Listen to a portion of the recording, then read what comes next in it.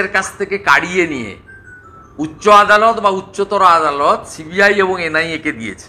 কয়েকদিন আগেই রামনবমীর মামলা আটকাতে গেছিলেন সুপ্রিম কোর্ট, ওনার এসএলপি বাতিল করেছেন। বিজেপি বা কেন্দ্রীয় সরকারের কথা নয়, জুডিশিয়ারি এবং মানুষের কথা আর ফিগার্স বলছে পশ্চিমবঙ্গে আইন শৃঙ্খলা বলে কিছু নেই।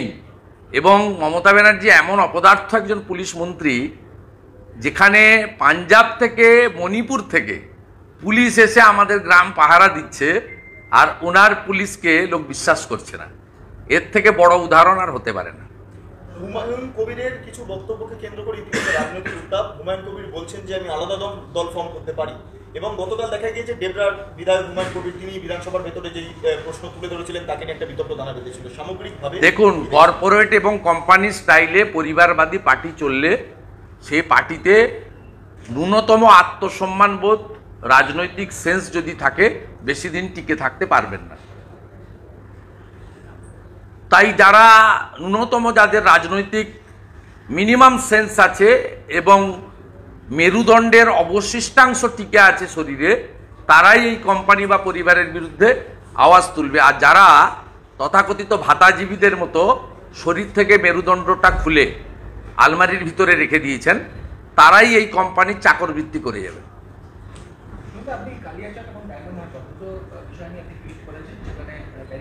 কে অধিকার দিয়েছে মমতা ব্যানার্জির পুলিশকে যে আজকে মহরমের দিবসের দিন মন্দিরের সামনে বাঁশের বেড়া লাগানোর জন্য? কে অধিকার দিয়েছে? আমি সকালে টুইট করার পরে পুলিশ বেড়া খুলেছে। আর এখানে সরিষা ডায়মন্ড হারবারে 3 জায়গায় মোটা মোটা বাঁশ দিয়ে নিত্য পূজা হয়, সনাতন সংস্কৃতি আছে, এবং কোনো মহরম কমিটি বলেনি, মমতা ব্যানার্জি করেছে, মমতা ব্যানার্জির পুলিশ করেছে। শুধুমাত্র ভোট ব্যাংক এবং আমি মুসলিম সংখ্যালঘু দরদি, এবং আমার কাছে 20টা পিকচার আছে যে ধরনের অস্ত্র হাঁসুয়া আজকে রাস্তায় বেরিয়েছে মুর্শিদাবাদ জেলায়, মালদা জেলায়। আপনি রামনবমীর দিন বড় বড় কথা বলেছিলেন। আমরা চাই না আমাদের এখানকার মানুষের মধ্যে বিভাজনের পরিস্থিতি তৈরি হোক, সম্প্রীতি নষ্ট হোক, কারণ আমরা মোদিজির শিষ্য। মোদিজি আমাদের শিখিয়েছে সবকা সাথ, সবকা বিকাশ, সবকা বিশ্বাস, সবকা প্রয়াস। আমরা এগুলো আনতে চাই না। আপনার পুলিশের কোনো অধিকার নেই। নিত্য পুজো করা হয়, ভোগ দেওয়া হয়, আরতির সময় আছে, ভোর আরতির সময় আছে, সন্ধ্যা আরতির সময় আছে। আপনি পারেন না মন্দিরগুলোকে এইভাবে মোটা মোটা বাঁশ দিয়ে, লাইলনের দড়ি দিয়ে কার্যত অস্থায়ী কারাগারে পরিণত করতে। মণিপুরে আজকে তো টিম গেছে ইন্ডিয়া। ছেড়ে দেন আমাকে, আমি ওটা ইন্ডিয়ান মুজাহিদিন, ওটার সঙ্গে ইন্ডিয়ার কোনো সম্পর্ক নেই। বলুন, সাংগঠনিক কোনো দায়িত্ব বৃদ্ধির জন্য আপনার কাছে কোনো ফোন এসেছে আজকে? সাংগঠনিক কোনো দায়িত্ব বাড়ছে আপনাকে বলবো কেন? আপনাকে বলবো না, আপনার মিডিয়ার চর্চারও বিষয় নয়। আমি ভারতীয় জনতা পার্টির একনিষ্ঠ কর্মী। আমার উপর যে দায়িত্ব ন্যস্ত আছে সে দায়িত্ব আমি পালন করি। পার্টি যখন যে দায়িত্ব দিবে সে দায়িত্ব আমি পালন করতে বাধ্য। এখানে আমার ইচ্ছা অনিচ্ছা এর কোনো প্রশ্ন নেই।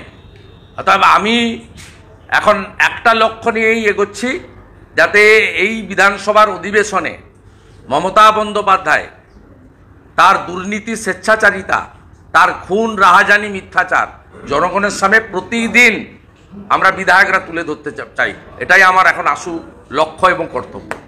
এবং এক্ষেত্রে দাঁড়িয়ে আপনি কি আরো আশাবাদী যে বিজেপিকে এরপরে আরো অন্যরকম ভাবে তুলে নেওয়া যাবে? কারণ পঞ্চায়েত নির্বাচন গেল, এবার লোকসভা নির্বাচন আছে। বিজেপিকে তুলে নিয়ে যাওয়া মানে বিজেপি উঠেই আছে। মানে আপনি বলুন, বাঙ্গালোর এবং পাটনার পরে আর অন্য কোনো লোকের অস্তিত্ব নেই এখানে।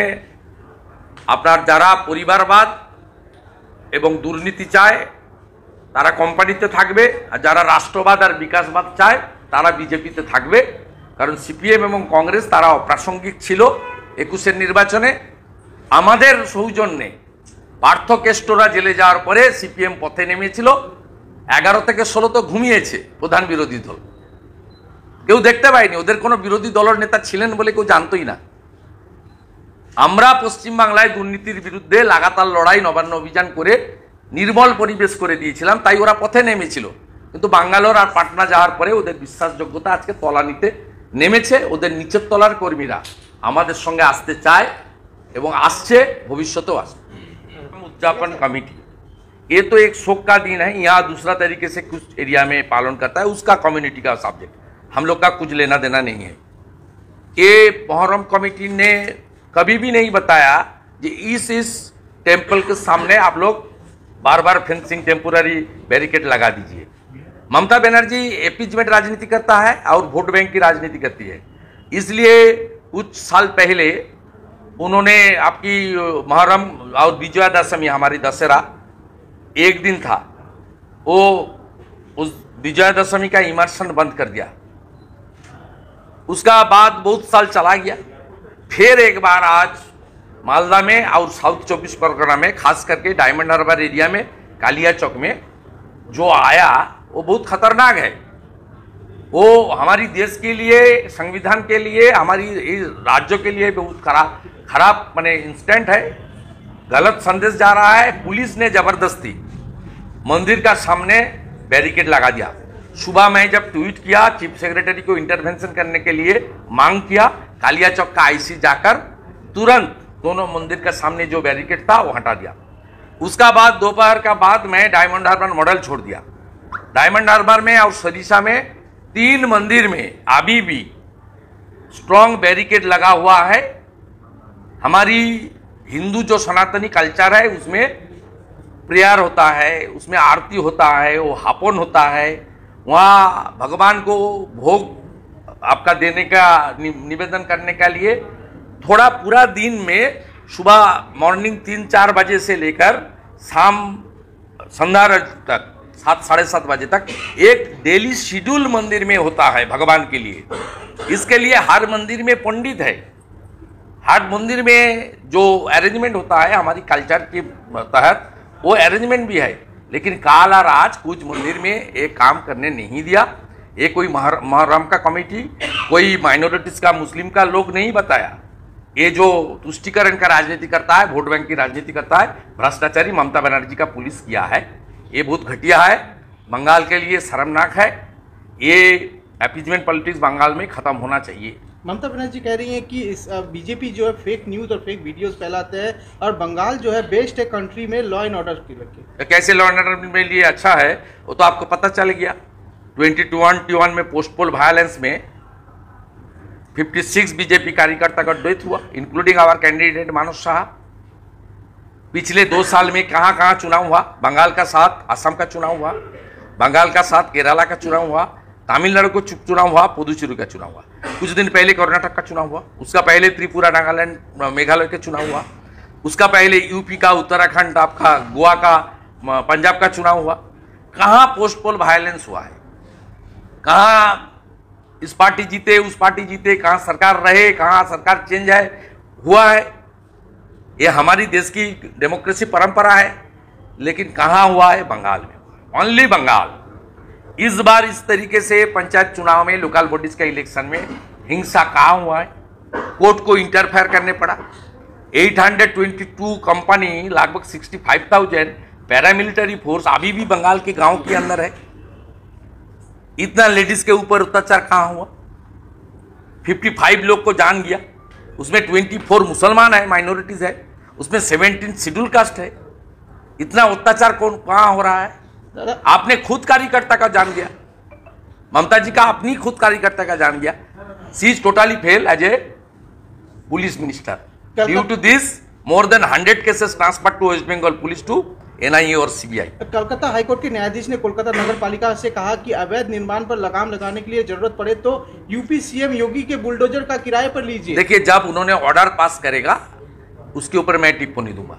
जब हमारी महामान्य जस्टिस ने कुछ वो जो आपका इंटरेक्शन के दौरान कुछ बात उन्होंने बोलता है, सुप्रीम कोर्ट में भी होता है, यहाँ भी होता है, छोटा कोर्ट में भी होता है, लोअर कोर्ट में, इसमें टिप्पणी करना पब्लिक पे जो ये लॉ मेकर्स हम लोग का ठीक नहीं है।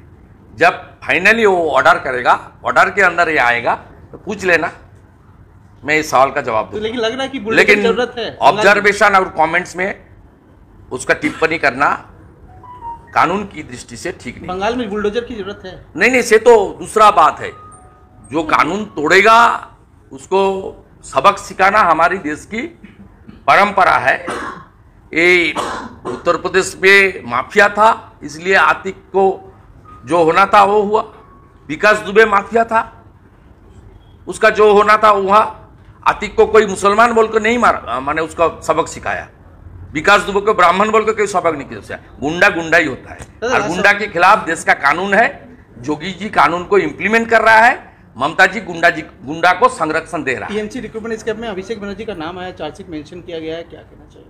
अभिषेक भ्रष्टाचारी है, चोर है, पूरा परिवार चोर है। हाँ, अब इंडिया जो टीम अब गई है टीएमसी के साथ दिल्ली, अरे इंडिया नाम से कोई मतलब नहीं है, इंडिया नाम से कोई मतलब नहीं है। ये कुछ परिवारवादी और भ्रष्टाचारी का जोट है।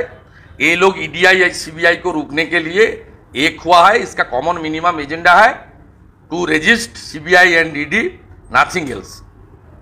ठीक है, इसका और इंडिया नाम से कोई लेना देना नहीं है। ईस्ट इंडिया कंपनी पहले आया था, नंगौर किया था नदियों में, उसका बाद सुतानोटी गोविंदपुर कोलकाता लिया था।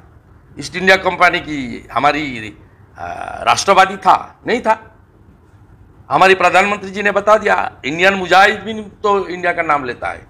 वो इंडिया का नाम लेने से राष्ट्रवादी नहीं हो सकता। ये राष्ट्र विरोधी ताकत है, भ्रष्टाचारियों के जोट है, और परिवारवादी अपने अपने परिवार को रक्षा करने के लिए, खास करके ममता जी अपनी भतीजा को रक्षा करने के लिए भ्रष्टाचारी का जोट में उन्होंने अपने पार्टी को इन्वॉल्व किया है।